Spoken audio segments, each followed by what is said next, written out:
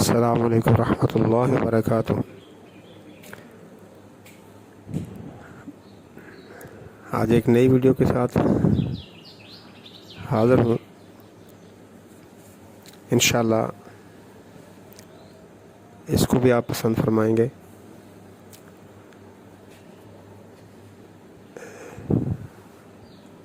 آج رسول اللہ صلی اللہ علیہ وسلم رحمۃ اللہ عالمین ہادی کائنات کا مبارک شجرہ نسب آپ کے سامنے رکھ رہا ہوں۔ نسب مبارک کو عمومی طور پر 3 حصوں پر تقسیم کیا جاتا ہے، جس پر اہل سیر و ماہرین انساب متفق ہیں، اور یہ عدنان تک ہے۔ اس کے بعد جو دوسرا حصہ جو ہے وہ حضرت ابراہیم یعنی عدنان سے لے کے حضرت ابراہیم علیہ السلام تک ہے، اور اس کے بعد حضرت ابراہیم علیہ السلام سے حضرت آدم علیہ السلام تک تیسرا حصہ بنتا ہے۔ تو ہم شروع کرتے ہیں۔ آپ کی کنیت ابو القاسم محمد بن عبداللہ بن عبد المطلب بن ہاشم بن عبد مناف بن قصہ بن کلاب بن مرہ بن کعب بن لوا بن غالب بن فہر بن مالک بن نظر بن کنانہ بن خزیمہ بن مدرکہ بن الیاس بن مزر بن نزار بن معد بن عدنان، یہاں تک جتنے بھی ہیں یہ سارے نصابین جو ہیں، ماہرین انساب جو ہیں، یہ اس پر متفق ہیں۔ اور یہ جو میں نے آپ کے سامنے سارا سلسلہ بیان کیا ہے، یہ نسب کا سلسلہ امام بخاری نے اپنی صحیح بخاری میں اس کو نقل کیا ہے، باب مبعث نبی میں۔ اور عدنان سے اوپر ابراہیم تک 40 پشتیں بنتی ہیں، عدنان سے ابراہیم تک۔ بعض روایات میں آتا ہے کہ آپ اپنا سلسلہ نسب عدنان سے آگے بیان نہیں کرتے تھے اور رک جاتے تھے، تو یہ روایات ضعیف ہیں۔ امام ابن قیم نے اس نسب کو جو 21 پشتوں تک جو بھی بیان کیا گیا ہے، اس پر کہا ہے کہ اس پر سارے ماہرین انساب متفق ہیں۔ اور اب تھوڑی سی تشریح سلسلہ نسب کے حوالے سے کہ آپ صلی اللہ علیہ وسلم کے والد محترم عبداللہ عبد المطلب کے بیٹوں میں 10ویں نمبر پر تھے، یعنی ان کے 10 بیٹے، 10ویں نمبر پر ان کا نمبر تھا۔ اور ان کو ذبیح بھی کہا جاتا ہے، وہ اس لیے کہ ان کے والد نے عبد المطلب نے نظر مانی تھی کہ وہ بیٹوں پہ کی پیدائش پر اونٹ قربان کریں گے، ذبح کریں گے، اپنے بیٹے کسی ایک کو ذبح کریں گے نظر کے طور پر۔ تو جب یہ پیدا ہوئے تو نظر کے لیے لے کے گئے، تو اب جو نکل رہا ہے نام بار بار عبداللہ کا نکل رہا ہے قربانی کے لیے۔ تو اس وقت جب یہ قربان گاہ میں لے کے جا رہے تھے تو ان کے جو ننہال تھے، جو بنو زہرہ ہیں، قریش سے ہیں، وہ آڑے آ گئے۔ انہوں نے کہا کہ نہیں، ہم ان کو ذبح نہیں کرنے دیں گے، اس کی بجائے آپ اس کی دیت ادا کریں۔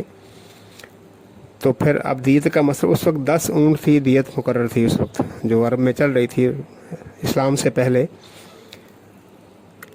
تو انہوں نے کہا کہ آپ ایسا کریں، کسی جو عرافہ ہے نا، جو فال وغیرہ نکالتی عورتیں، ان کے پاس چلیں، ان سے رہنمائی لیتے ہیں وہ کیا کہتی ہے۔ اس کے پاس گئے تو اس نے کہا کہ آپ ایسا کرو، آپ تیر نکال لو 10 اونٹ پہ، اور جس سے پہ نکل آئے تو وہ پھر اونٹ ذبح کر دو عبداللہ کے بجائے۔ تو انہوں نے پھر کیا کیا، ایک تیر نکالتے 10 اونٹ، اور اس کے بعد 10 اونٹ، پھر 10 اونٹ بڑھاتے گئے، یعنی جب تک نکالتے گئے تو وہ عبداللہ کا ہی نام آ رہا تھا۔ جب 100 اونٹ پورے ہو گئے تو پھر عبداللہ کے بجائے اونٹوں پر اس کا کرہ نکل آیا۔ تو تب سے وہ 100 اونٹ ہی انہوں نے ذبح کر دیے اور وہیں چھوڑ دیے، جو بڑی جس نے بھی کھانا وہ کھا لیا، جانور کھائیں چاہے انسان کھائیں۔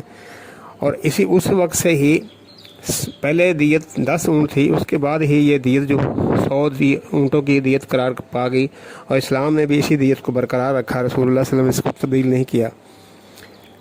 سلسلہ نسب میں دوسرا نام جو آ رہا ہے وہ عبد المطلب کا ہے۔ ان کا اصل نام شیبۃ الحم تھا۔ اس کی وجہ یہ کہ یہ پیدائش کے وقت ان کے سر میں چند بال سفید تھے، اس بڑھاپے کی وجہ سے، یعنی جو سفید بال ہیں اس کو شیبہ کہتے ہیں، اس بڑھاپے والے بالوں کی وجہ سے ان کو شیبہ کہا جانے لگا۔ اور ان کے پاس جو ہے نا بیت اللہ کے جو سقایا اور رفادہ کے شعبے ان کے پاس تھے، جو ان کے باپ عبد مناف نے بدریہ قرہ اندازی اپنے بیٹوں میں سے ان کے سپرد کیے تھے۔ اور جب رسول اللہ صلی اللہ علیہ وسلم کا دور آیا تو اس وقت بھی یہ ان کے پاس تھے۔ اس وقت اس کے ذمہ دار جو تھے وہ عباس بن عبد المطلب، یعنی عباس بن عبد المطلب کے پاس سے تھے۔ اور اس کے بعد تیسرا نمبر پر آتے ہیں ہاشم کا، جن کی وجہ سے رسول اللہ صلی اللہ علیہ وسلم کو ہاشمی کہا جاتا ہے۔ ان کی کنیت میں جو ان کا نسبت کی جاتی ہے، رسول ہاشمی مطلبی ہاشمی کہا جاتا ہے۔ تو ہاشمی جو ہیں ان کا یہ اپنے جد اعلیٰ ہیں رسول اللہ صلی اللہ علیہ وسلم کے۔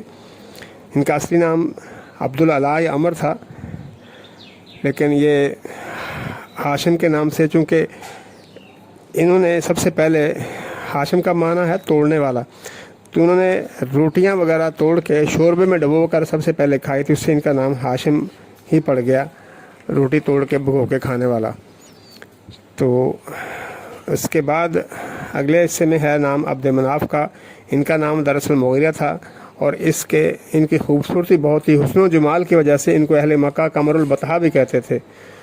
اور ان کا جو ننہال تھا وہ بنو خزاعہ تھا۔ ان کا مکہ پر تقریباً 300 سال اقتدار رہا ہے۔ اور عبد مناف کے بعد قصہ ہیں، اور قصہ کا جو ہے بہت بڑی ایک شخصیت گزری ہے رسول اللہ کے اجداد میں سے۔ قریش کے بکھرے ہوئے جتنے بھی قبائل تھے اس وقت الگ الگ ٹولیوں میں، ان سب کو انہوں نے اکٹھا کیا، اور اس کی وجہ سے ان کا نام مجمع بھی تھا۔ یہ اس وقت کے دارالندوہ جو تھا مکہ میں، ان کے صدر بھی تھے، صاحب لواء بھی تھے، یعنی جنگ کا پرچم ان کے ہاتھوں باندھا جاتا تھا۔ حجابت یعنی خانہ کعبہ کی پاسبانی بھی ان کے پاس تھی۔ سقایا پانی، حاجیوں کو پانی پلانا، یعنی کھجور اور کشمش ملا کر یہ پانی پلاتے تھے۔ رفادہ، حاجیوں کو قریش سے فنڈنگ کر کے یہ کھانا کھلاتے تھے، اس کی بھی ذمہ داری ان کے پاس تھی، یعنی کافی بڑے عہدے تھے ان کے پاس۔ آگے چلتے ہیں تو اگلا جو نام ہے وہ کلاب کا ہے۔ ان کو کتوں سے، بلکہ شکاری کتوں سے بہت ہی پیار اور محبت تھی، ان کی انہوں سے لگاؤ تھا، جس کی وجہ سے انہیں کلاب پکارا جانے لگا۔ حالانکہ ان کا اصلی نام جو تھا وہ حکیم تھا، اور کتوں کو جمع کرنے کا شوق اتنا تھا کہ لوگ سوال کرتے تھے یہ کتے کس کے ہیں، تو بتانے والا یہ بتایا کرتا ہے یہ کتے کلاب بن مرہ کے ہیں، اور یوں وہ اسی نام سے مشہور ہو گئے۔ اور یہ بھی ایک اور بات بھی ہے کہ یہ وہی پہلے شخص ہیں جنہوں نے کعبہ کو ہدیہ میں سونے کی ملمہ کاری کی ہوئی 2 عدد تلواریں دیں۔ اور اگلا نام ہے مرہ کا، ان کا نام اصل معاشیہ جبکہ کنیت ابو یقظہ تھی۔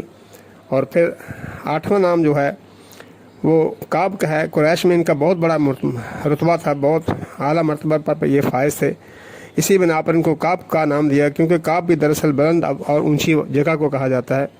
دور جاہلیت میں جمعہ کے دن کو یوم العروبہ کہتے تھے، اور اسی کعب نے اہل قریش کو، اہل مکہ کو جمعہ کے دن پر جمع کیا تھا۔ اس کے علاوہ اس کی ایک اور خصوصیت بھی ہے، وہ خصوصیت یہ تھی کہ یہ لوگوں کو رسول اللہ صلی اللہ علیہ وسلم کی بعثت کی نوید دیا کرتا تھا، حالانکہ اس کے اور رسول اللہ کے درمیان ابھی 560 برس کی مدت حائل تھی۔ یہ سارے ابو نعیم نے دلائل النبوہ میں ان باتوں کا تذکرہ کیا ہے۔ وما علینا الا البلاغ المبین۔